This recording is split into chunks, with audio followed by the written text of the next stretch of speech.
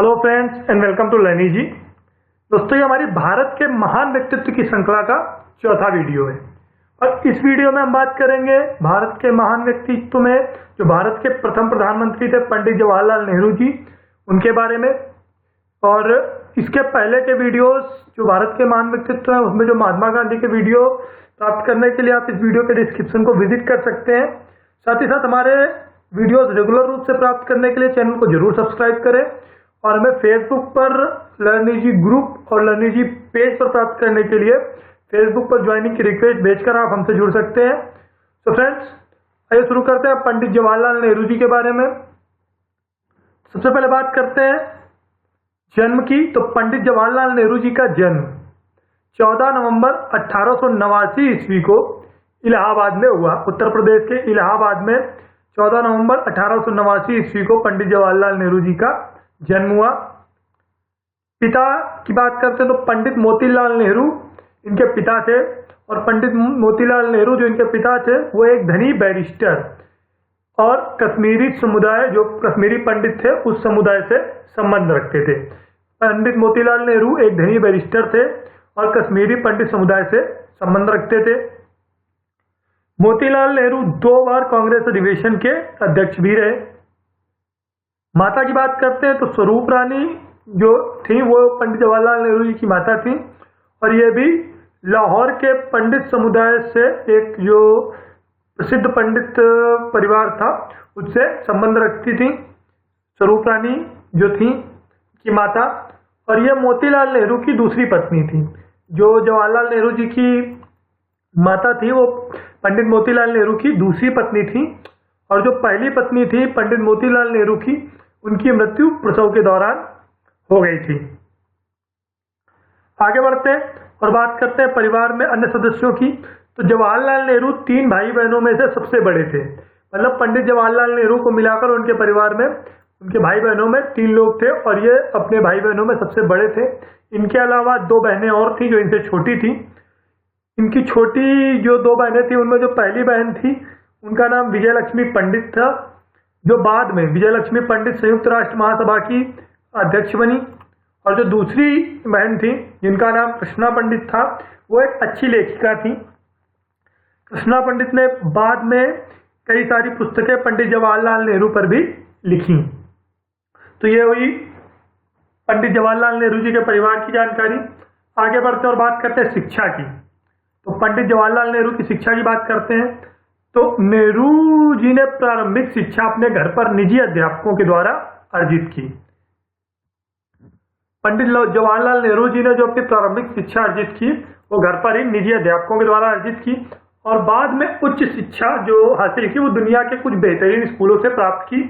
उनकी चर्चा करते हैं तो 15 वर्ष की उम्र में 1905 ईस्वी में इंग्लैंड के हैरो में दाखिला लिया, जहां पर उन्होंने 2 वर्ष तक अध्ययन किया। इंग्लैंड के हैरो के बाद इन्होंने लंदन में जो कैम्ब्रिज यूनिवर्सिटी के ट्रिनिटी कॉलेज था वहां पर एडमिशन लिया और 3 वर्ष तक अध्ययन करके प्राकृतिक विज्ञान में स्नातक की डिग्री हासिल की। इसके बाद नेहरू ने लंदन के इनर टेम्पल कॉलेज से 2 वर्ष तक वकालत की पढ़ाई की। तो ये पंडित जवाहरलाल नेहरू की जो विदेश में शिक्षा थी वो उसकी जानकारी। आगे बढ़ते हैं और बात करते हैं भारत वापसी की। भारत वापसी पंडित जवाहरलाल नेहरू की 1912 ईस्वी में हुई और भारत आकर इन्होंने अपनी वकालत इलाहाबाद में आरंभ की। शादी की बात करते हैं तो पंडित जवाहरलाल नेहरू जी की शादी 1916 ईस्वी को कमला नेहरू से हुई, जो कश्मीरी पंडित परिवार से संबंध रखती थी। कमला नेहरू इनका संबंध भी कश्मीरी जो पंडित समुदाय था वहां से था, लेकिन ये दिल्ली में आकर स्थायी रूप से बस गई थी।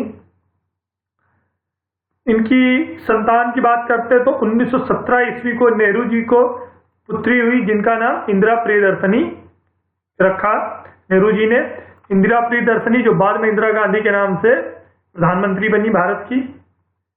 आगे बढ़ते और बात करते हैं नेहरू जी के राजनीतिक जीवन की। तो 1912 ईस्वी में जब नेहरू जी ने वकालत आरंभ की उसके बाद इनको वकालत में कोई विशेष रुचि समझ में नहीं आई। इलाहाबाद में वकालत करते हुए उसमें कुछ ज़्यादा रुचि हासिल नहीं कर पाए, रुचि अर्जित नहीं कर पाए, जिसका नतीजा ये हुआ कि ये राजनीति की तरफ आकर्षित हुए और 1912 ईस्वी में ही जो बांकीपुर का अधिवेशन था कांग्रेस का, उसमें प्रतिनिधि के रूप में इन्होंने हिस्सा लिया। 1916 ईस्वी के लखनऊ अधिवेशन में नेहरू जी की जो मुलाकात थी वो गांधी जी से हुई और गांधी जी के संपर्क में आए पंडित जवाहरलाल नेहरू, और उन्होंने इसके बाद से, लखनऊ अधिवेशन के बाद से, कांग्रेस में अपनी सक्रिय भागीदारी प्रदान करने में अपनी छवि विकसित करने का प्रयास किया, सक्रिय भागीदारी प्रदान की, लेकिन ये एक अपनी विशेष पहचान शुरुआती दौर में नहीं बना पाए।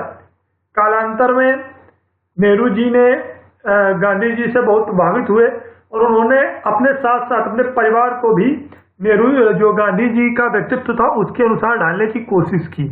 जैसा कि नेहरू जी के जो पिता थे पंडित मोतीलाल नेहरू, वो काफ़ी धनी और सम्मानित बैरिस्टर थे, तो उनके पास विलासिता की सारी वस्तुएं थी, विदेशी कपड़े थे, और इन सब चीज़ों का पंडित जवाहरलाल नेहरू ने त्याग किया गांधी जी के संपर्क में आकर, और खुद भी खादी का कुर्ता पहनने लगे और घर वालों को भी प्रेरित किया। गांधी जी के असहयोग आंदोलन के दौरान नेहरू जी ने भाग लिया और प्रथम बार जेल का भी सामना किया। इसके बाद 1924 ईस्वी में इलाहाबाद के नगर निगम में अध्यक्ष बने, लेकिन बाद में जो 1926 के आसपास सरकार की नीतियों का हवाला देकर इन्होंने इस्तीफा सौंप दिया, नौकरी छोड़ दी। अध्यक्ष पद जो था उन्होंने त्यागने के बाद 1926 से 1928 ईस्वी तक नेहरू जो थे वो अखिल भारतीय राष्ट्रीय कांग्रेस समिति के महासचिव रहे।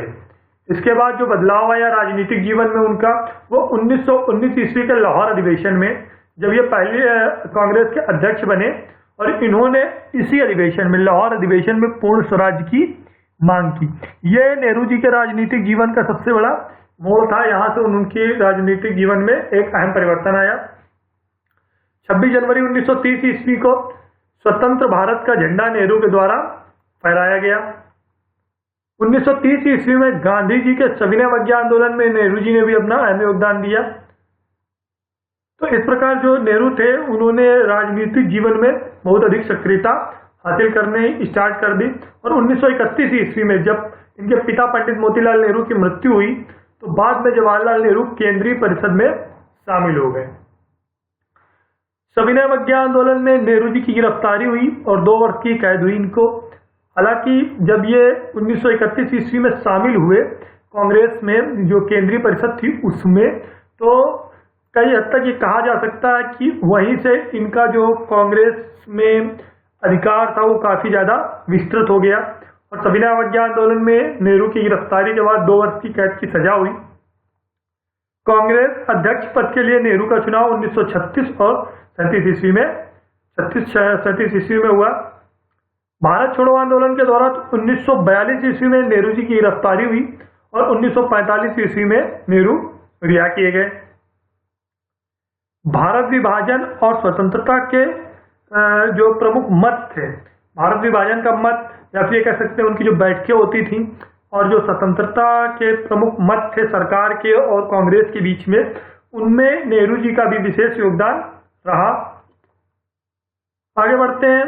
प्रधानमंत्री जो रहे, स्वतंत्र भारत के प्रथम प्रधानमंत्री, वो किस प्रकार रहे, तो उन पर चर्चा करते। तो स्वतंत्रता के बाद जब प्रधानमंत्री के पद के लिए मताधिकार हुआ तो लोगों ने अपना मताधिकार का प्रयोग करके जो अपना निर्णय सुनाया, उसमें सर्वाधिक जो मत मिले वो सरदार पटेल को मिले। जो प्रधानमंत्री पद के लिए जो सर्वाधिक मत मिले वो सरदार पटेल को मिले।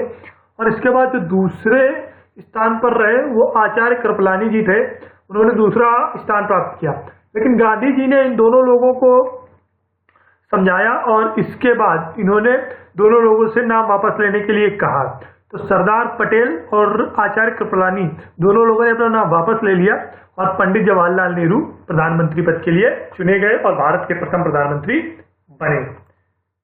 स्वतंत्रता प्राप्ति के बाद तो सबसे बड़ी समस्या प्रधानमंत्री के रूप में इनके सामने आ रही थी, जिनको इन्होंने बखूबी फेस किया और उसका हल निकाला, वो ये थी कि जो लगभग 500 देसी रियासतों को छोड़ा था, स्वतंत्र किया था ब्रिटिश सरकार ने, उसको भारतीय संघ में शामिल करना एक बहुत बड़ी चुनौती थी जो पंडित जवाहरलाल नेहरू के सामने थी एज ए प्राइम मिनिस्टर।